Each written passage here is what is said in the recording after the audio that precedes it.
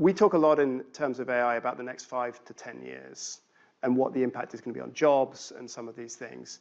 If you look out on a much longer time frame, given the speed and scale of the change, and you look to your grandkids and great-grandkids, can you just give us a sense of what it's going to be like to be human? How much is this going to change the fundamental nature of how we operate as a race at this point? I think it's going to change a lot.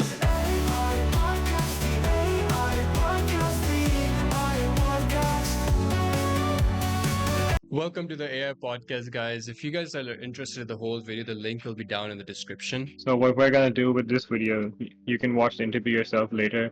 We're just going to go a little in depth, try to give you a little summary and what our thoughts and takes are on the whole matter.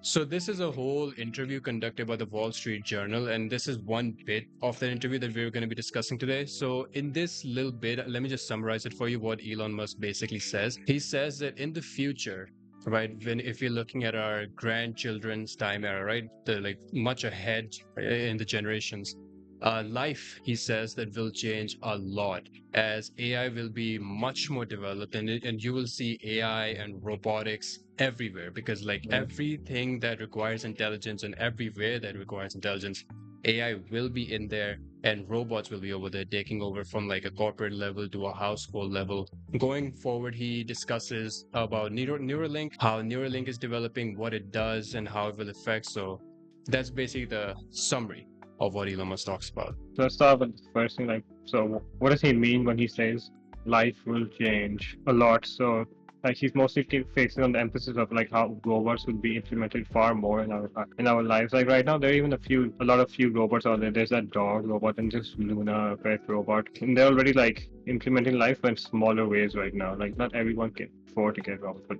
but this is talking more about the movie I, Robot. Will Smith's one really good movie, where you have robots working in your household, doing household works, dropping your kids off to school, picking your kids off, doing the laundry and stuff like that. Or maybe even, and then you have robots doing white collar jobs, the smarter ones that can basically do any task you can do, but 10 times faster, 1,000 times faster, just like ChatGPT can write 100 times faster than you can think. Like this, in that type of sense, he's talking about how it change, like the way we live will change a lot, because you won't be as valuable as you are today tomorrow when you're even the small niche tasks will be replaced. And you can also see like there's a lot of development. Like you can see the minute grab robot that one of the universities are developing. I don't remember the name right now, but it's like a very tiny robot, and Tesla is working on robots as well. So robots are being integrated already. They're already in development. You can already see all of that. Basically, how life will change is that everything that you do right now, everything that I do, everything that we as humans do right now that requires any sort of intelligence,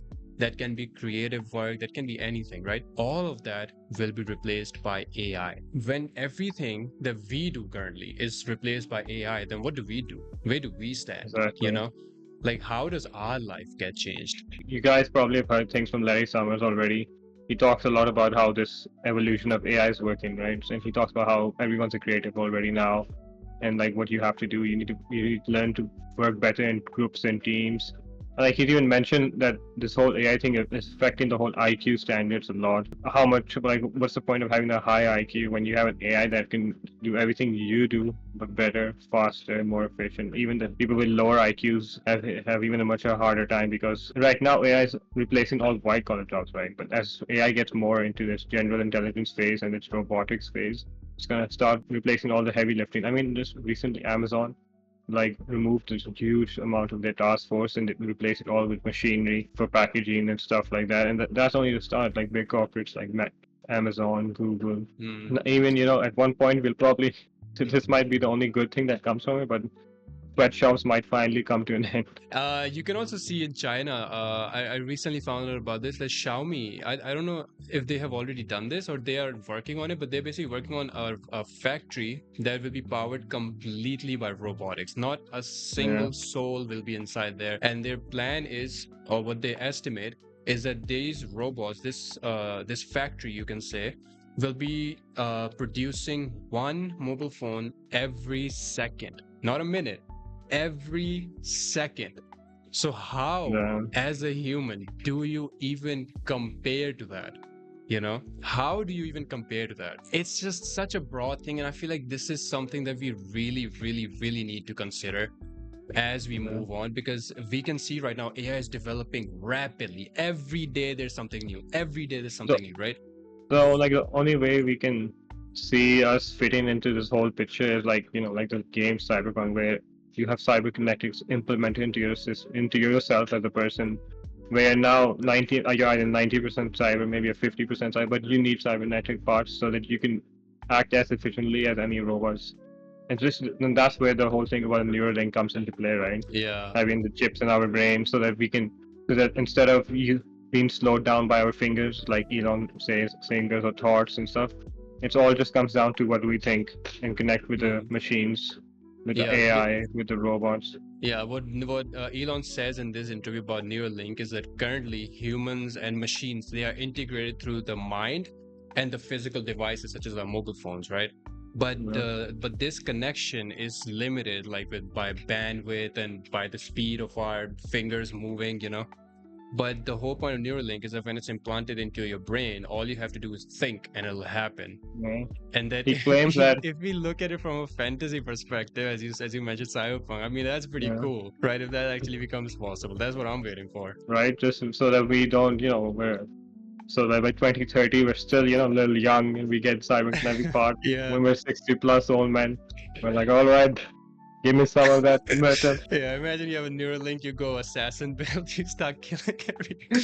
And then you get psychonosis because you have Yeah. too much cyberness in you. Actually, that is also a case though, because as this whole thing progresses, how does this influence the crime and everything? Because if there's a Neuralink in your brain and it's active, there has to be a killer button somewhere. There has to be a way to kill that as well, In cyberpunk, there's a thing called where net runners can hack into normal people, right? Because everyone has Neuralink chips inside. So I guess if with Neuralink, we all become hackable at that stage, where people can just instead of frying our computers, they'll be frying us directly. Going into the future, like we need to consider the place of humans, because if you make humans completely irrelevant, that's what all the bad things in the game Cyberpunk and all the movies that you see on Cyberpunk will actually come true. Yeah. Unemployment, low wage rates, crimes, everything, like it's all gonna Lack happen. of any proper natural resources. Yeah, Because pollution. of evolution. Pollution, even you can already see that Google's in this year's report, it's shown that Google's emissions have increased by 50% as compared to the past like 3 to 4 years. To put it down simply, this is the industrial revolution times 1,000. Yeah, for real. And this is it's happening like this. Yeah. And once again, as we mentioned in the previous video, if you guys haven't seen that, you guys should probably check this out because it's very beneficial. That like if you are not accepting AI, even still, man, I can't even imagine what's gonna happen to you after years. Honestly, but with this interview, even it seems like even if you accept AI is still replacing. Yeah, it's still replacing you, honestly. So might as well, delay that replace by implementing all the AI tools into your life. Yeah. Or just invest in Bitcoin and pray to God.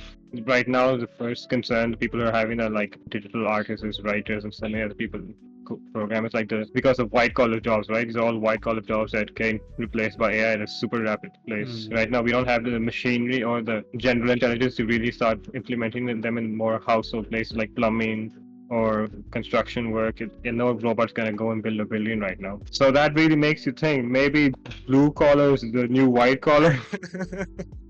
It's time to learn plumbing, guys. Yeah. It's time to start fixing your own toilets. With this whole thing, though, you can see the much grimmer side to this evolution that we're coming towards. Everything is gonna be automated. Like it's already hard to find a job, and imagine when as AI develops, and it's developing daily. And it also has a point in it that it's also a bit limited because in order to get into AI, you need to have some level of a machinery, but if you can't afford that, if you don't have that, then once again, it limits you. So like, this is the time, man. This is the time to figure something out. And it's also like the idea that most of the major AI is owned by big corporates like OpenAI, that was a non-profit organization that became for profit. So, the hypocrisy.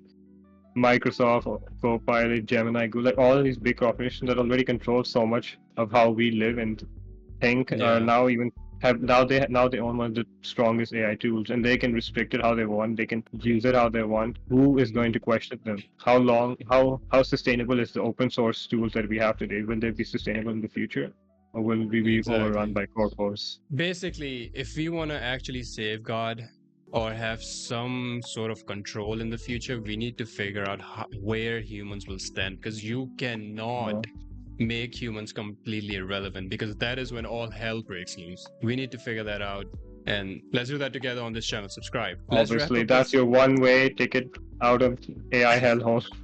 Exactly. This channel, subscribing to this channel, that's your one-way ticket. We're telling you right now, this channel is the Bitcoin of AI. No Okay. cap there, no cap spoken. All right, guys. So that's our thoughts. Let us know your thoughts down in Yeah. the comments. What do you guys think about it? Do you guys agree? Do you guys disagree? Whatever you have to say, we would love to hear it. So thank you guys And very much as for watching. always, this is the AI podcast. I'm your Yeah, host Hassan. I'm always subscribe, like the video, share the video with your friends, and we will Signing see you out. guys in the next video. Bye bye.